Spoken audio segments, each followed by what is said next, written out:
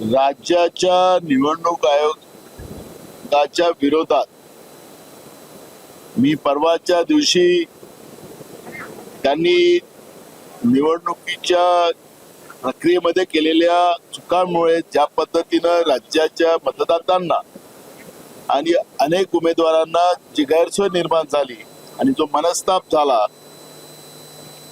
त्याबाबतची भूमिका मी विधानसभेत मांडलेली होती. त्यांच्यावर महाभियोग आणून त्यांना त्या पदावरून तातडीनं काढून टाकावं अशी ही विनंती मी अध्यक्षाच्या माध्यमातून सरकारला केलेली होती. अध्यक्षांनी जे रुलिंग दिलेलं होतं की जे अधिकार आपल्याला नाही ते लोकसभेला आहे आणि म्हणून मी विधी तज्ञांशी चर्चा केल्यानंतर आज विधानसभेमध्ये ती भूमिका पुन्हा आज मी मांडली आणि त्याच्यामध्ये विधानसभेला टू थर्ड मेजॉरिटीचा ठराव करून लोकसभेकडे राष्ट्रपतीकडे आणि राज्यपालांकडे पाठवण्याचा अधिकार आहे. जेव्हा निवडणूक प्रक्रियामध्ये ज्या पद्धतीचं जनतेमध्ये मतदातांमध्ये आणि उमेदवारांमध्ये जो मनस्ताप झाला त्याबद्दलचं राज्याच्या मुख्यमंत्र्यांनी सांगितलं की मी पहिल्यांदा अशा पद्धतीची निवडणूक प्रक्रिया पाहतोय. राज्याच्या उपमुख्यमंत्र्यांनी सांगितलं की मी पण या पद्धतीची पहिल्यांदा परिस्थिती पाहतोय आणि म्हणून आम्ही सरकार आणत नाही म्हणून आम्ही आणलेला महाभियोग त्याला सरकार कशी पळ काढताय आपण विधानसभेत पाहिलेला आहे. महत्वाचा मुद्दा असा आहे त्याच्यामध्ये हे जे दिनेश वाघमारे त्यांना 6 महिन्याच्या पहिले VRS घ्यायला लावला गेला. ते पद खाली ठेवण्यात आलं. राज्यामध्ये नितीन करेर असेल, अनुप जलोटा असतील, सुजाता सोनिक असेल असे चांगले अधिकारी होते जे या पदावर त्यांनी जाण्याची सरकारला विनंती केलेली होती. पण सांग कामे अधिकारी पाहिजे काय या अधिकाऱ्याला अशा पद्धतीची परिस्थिती निर्माण झाली आणि मग त्याच्यामध्ये आपण पाहिलं असेल की राज्याचे ॲडव्होकेट जनरल जो घोळ ज्या ठिकाणी निर्माण झाला तो राज्याच्या ॲडव्होकेट जनरलनी सांगितलं निवडणूक आयोगाला दिनेश वाघमारे साहेबांना की 50% वर आरक्षण गेलं तरी काही फरक पडत नाही आणि त्या माध्यमातून या पद्धतीचा घोळ या महाराष्ट्रात झाला. आता हा ॲडव्होकेट जनरल कोणाचा माणूस असतो तर हा राज्य सरकारचा असतो. जो आमचा आरोप होता त्या आरोपाला आता वस्तुस्थितीमध्ये आता आलेला आहे की सरकार आणि निवडणूक आयोग मिळून लोकशाहीचा दिवसाढवळ्या खून करते आहे आणि पदाचा दुरुपयोग राज्य सरकार आणि निवडणूक आयोग मिळून करते आहे अशा पद्धतीचं चित्र झालेलं आहे. हा विषय आम्ही लोकांमध्ये मांडू.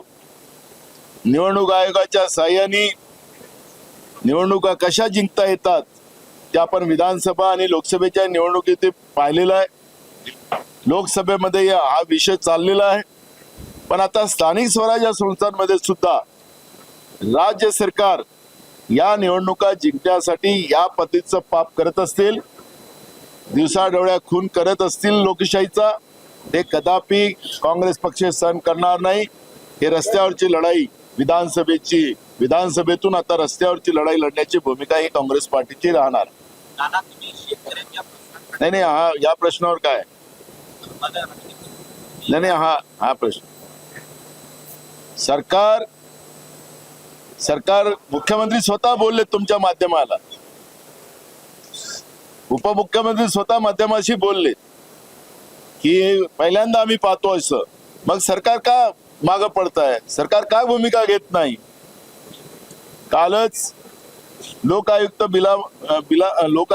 बिल आणलं गेलं, त्यांना अधिकार ज्यादा दिले, त्याच्यामध्ये निवडणूक आयोगाला त्याच्यामध्ये इन्व्हॉल्व केलं. मग हे सगळं करत असताना कायदे हे सोयीपणे वापरायचं हे सरकारची भूमिका आहे का हा प्रश्न या निमित्तानं निर्माण झालेला आहे. आणि म्हणून विधानसभेत आम्ही भूमिका मांडून सुद्धा जी सरकारने मांडलेली होती तिला जेव्हा सरकार समर्थन करत नसेल तर सरकार हे मुद्दामून या पद्धतीचं निवडणूक आयोगाच्या माध्यमातून कृती करून मतदात्यांचा आणि उमेदवारांचा एक प्रकारचा अपमान करण्याचं आणि त्याला त्रास देण्याचं काम सरकारच्या वतीनं चाललेलं आहे, असा आता आमचा थेट आरोप आहे. यावर सरकारची काही भूमिका आहे? तुम्ही हा मुद्दा मांडणार?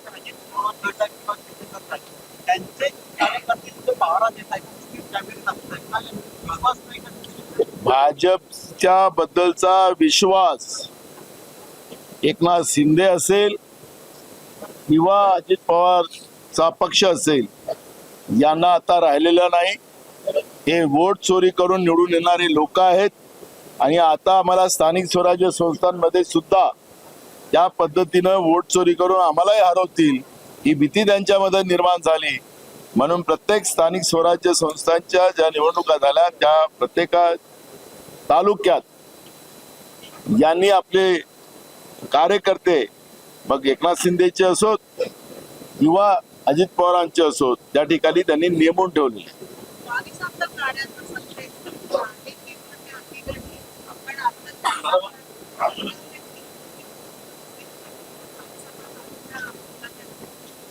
भाजपवाले आमदार चोरणारे लोक आहेत, त्याच्यामुळे आता त्यांना आपले आमदार सांभाळून ठेवायचं काम करावं लागेल अजित पवारांनी एकनाथ शिंदेला.